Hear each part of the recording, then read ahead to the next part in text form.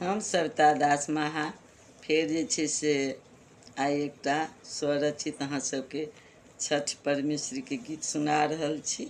अहाँ सब सुनू और जे छै से छठी माँ से आशीर्वाद लिअ। तो सुनै जाओ।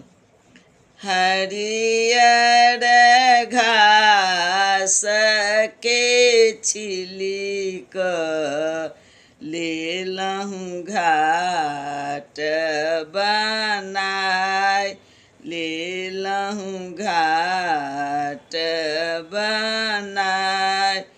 अबियौ हे राना माई घाट पर, देलहुँ अरग सजाय, देलहुँ अरग सजाय।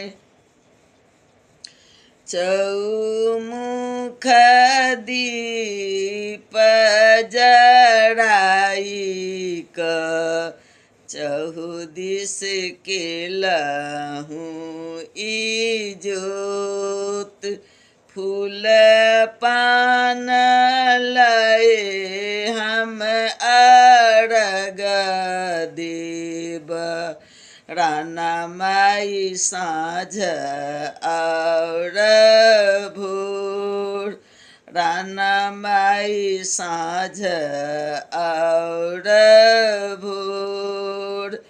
लिया लिया अपनो अरगिया, लेने अरग छी हम ठार।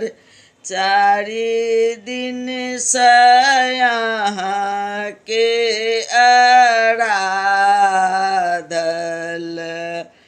सुनियौ हमरो पुकार, सुनियौ हमरो पुकार।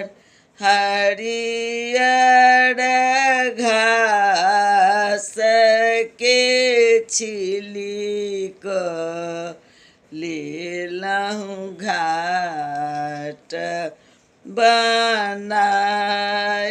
अबियौ हे राना माई घाट पर, देलहुँ अरग सजाय, देलहुँ अरग सजाय।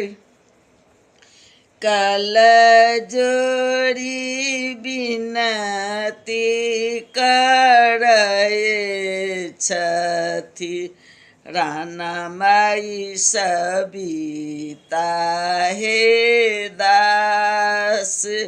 सब अपराध बिसरी क राना माई होइयौ सहाय, राना माई होइयौ सहाय।